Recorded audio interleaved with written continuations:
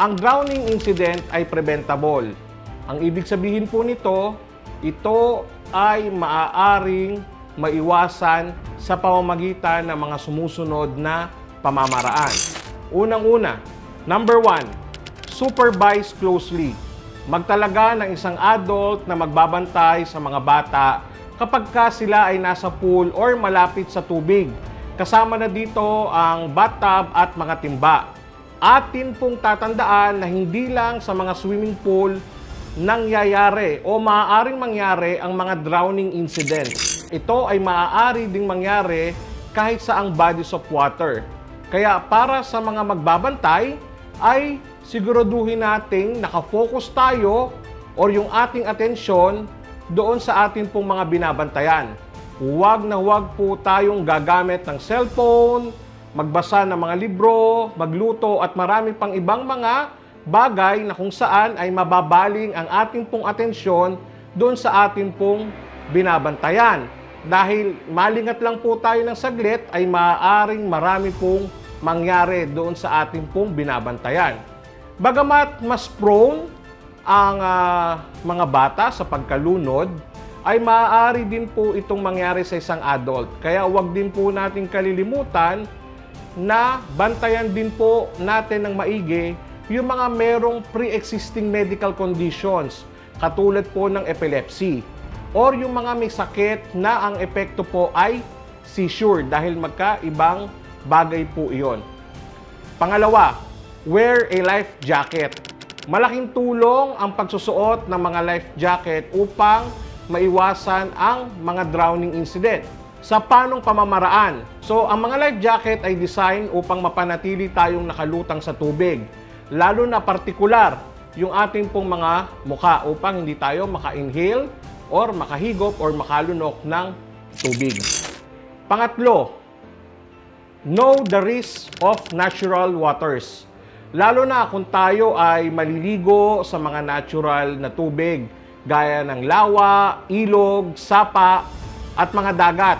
Palagi po nating ipagpapalagay na ito ay merong mga nakatagong panganib or danger.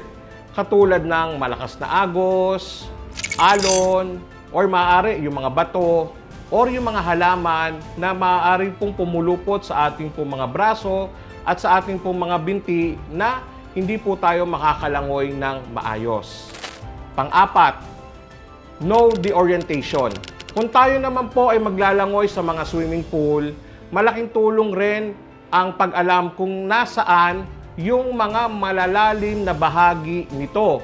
Dahil ang kadalasan na nangyayari ay basta na lang lulusong or basta na lang tatalon doon sa swimming pool na hindi natin alam kung ito ba ay malalim or mababaw.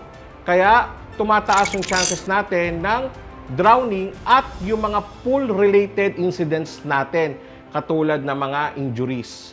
Panglima, avoid alcohol.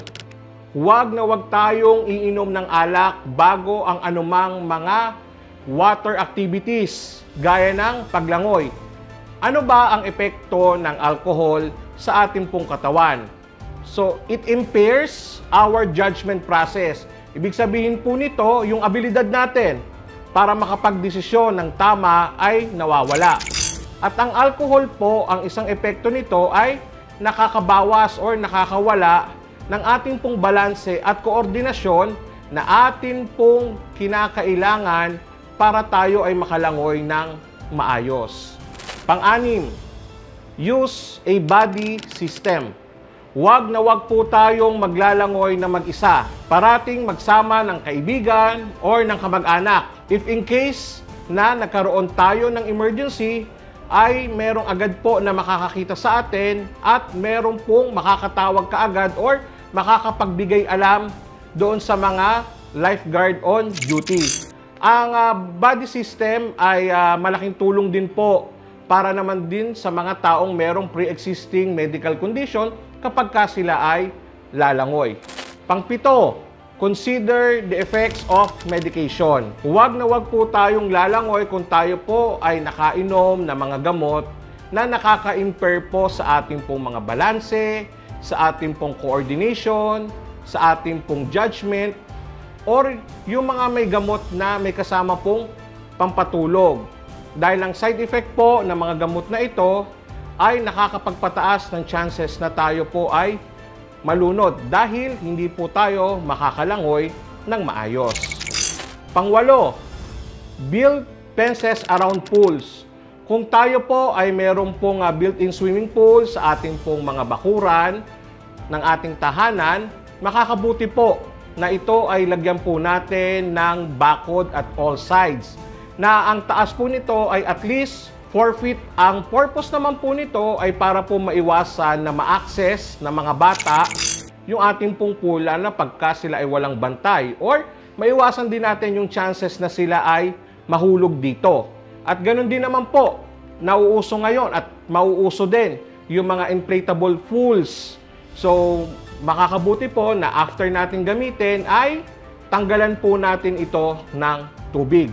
Number 9, overconfidence. Ang labis na pagtitiwala sa ating sarili ay maaaring makapagpahamak sa atin. Kahit na sabihin natin na tayo ay marunong lumangoy or bihasa na tayo sa paglangoy, ay let us practice safe swim. Number 10, rough horse playing, or yung malabis or excessive o hindi na marapat na mga physical activities na maaari na pong umabot sa punto na tayo po ay nagkakasakitan na. Ito po ay ating iwasan dahil ito po ay maaaring mauwi sa pagkawala ng malay na maaari pong humantong sa insidente po ng pagkalunod. Number 11, learn hands-only CPR.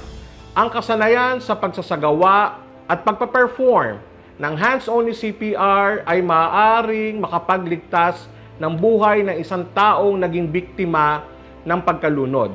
It can double or even triple the survival rate ng ating pong pasyente. Kaya huwag po tayong maging hesitant na mag-apply or magsagawa ng hands-only CPR sa mga taong nalunod.